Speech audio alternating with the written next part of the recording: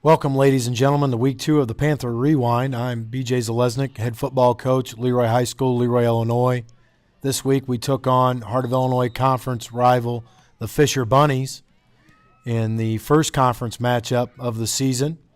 It's a beautiful night for football, and we had a good night for the Panthers and started off early with the fumble on the opening kickoff. Gave us the ball at about the 15-yard line, and we were able to move the ball down the field fairly quickly and punch it in for our first touchdown of the game. 1-yard run by senior fullback Eric Steffen.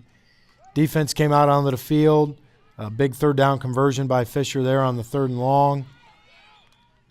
But we were able to corral the quarterback on the next bootleg and the subsequent play as well to get another sack to end the drive to be able to get the ball back. Once we got the ball back, the offense had a good night on the ground. Ended up with 381 total yards rushing. And there's Ethan Bruning on a 28-yard run for our second touchdown of the game.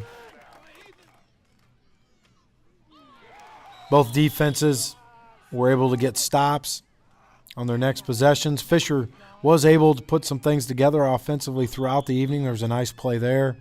Later in the game, they start running their fullback a little bit more with some success. But our defense, again, early in the game, was able to shut them down to allow our offense to get back on the field. A nice run by sophomore running back Shane Bruning. Unfortunately, was called back, and they were able to stop us on that drive.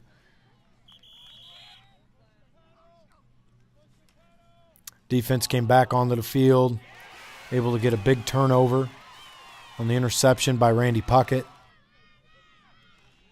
And, again, Fisher's defense held up, had some penalties, and they made some nice stops. We had to punt the ball away, give their offense another opportunity in the second quarter. We got good pressure on the quarterback all night long. That was something we did not do well week 1. We revamped our defense a little bit for this week to be able to get more pressure on the quarterback, and we were able to do that. Here's a nice low run by number 20, their tailback, tacked on 15 yards at the end with the horse collar tackle, and they were able to, again, get another long pass play. The number 18, the tight end, and then the fade stop route in the end zone for the touchdown. It's a nice scoring drive for them. The following kickoff, they kicked it down to about the 15-yard line with about 2.5 minutes to go in the half. And we put together an excellent drive, moved the ball 85 yards down the field. This was a very important drive in the game. They had regained momentum. Were pretty fired up defensively, and we were able to go right back at them and move the ball down the field fairly quickly. Utilized a couple of timeouts, spiked the ball to stop the clock at one point. And then with about 3 seconds to go in the half, we punched it in.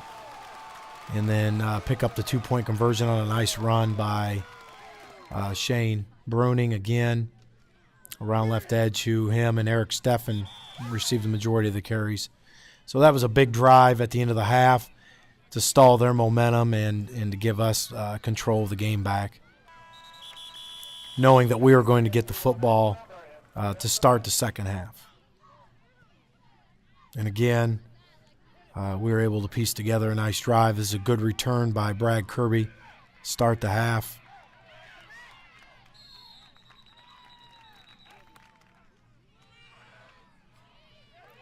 Nice run by Ethan Bruning. We did go for it on 4th and short on this drive, and they were able to get the ball back. They actually stopped us on that opening drive, and then they turned the ball right back over to us on their first play of the second half. And then from that point, we got a big run here by sophomore halfback Shane Bruning. Good blocking on the perimeter by Seth Ward. Good physical runs all night long by our fullback, Eric Steffen. He had 26 carries on the night.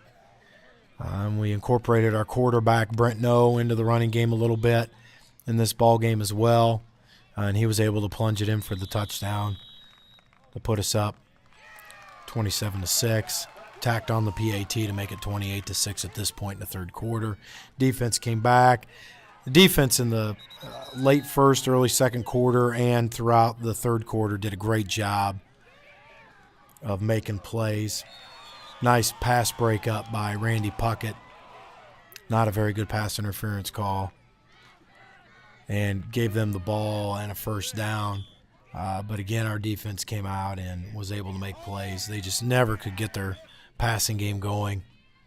And we had some concerns about that coming into the game. They were athletic at the wideout position. Here's a big run on the counter play. We'd really pounded them with the fullback and the toss play, and then we countered back against it to Ethan Bruning. Nice job by number 3 to make the tackle. Continued to run the ball. We only threw the ball 3 times in the game for no completions. Passing game's not our strong suit right now. Nice hard run for the final touchdown of the game by Ethan Bruning. Offensive line did a nice job of getting off the ball. There's some technique things there that still need to get better, but for the most part, we've been pretty pleased with our offensive line play. And it was a good 3 quarters of football. Fourth quarter, they came out and tried to establish some of their base offense. They were able to do some things pretty well. They moved the ball down in the red zone. They had a 4th and short on the 5-yard line. They were unable to punch it in. From this point, we left the starting offense in to get us out of the shadow of our own red zone to move the ball out. And then we were able to put our subs in. Nice run here by sophomore fullback Alex Coker to finish the game off for us. So it was a good win. It's nice to start the conference season off 1-0. Next week we face Flanagan Cornell Woodland, who got the biggest win of the conference season so far when they upset third-ranked Lexington. So it's going to be a big game.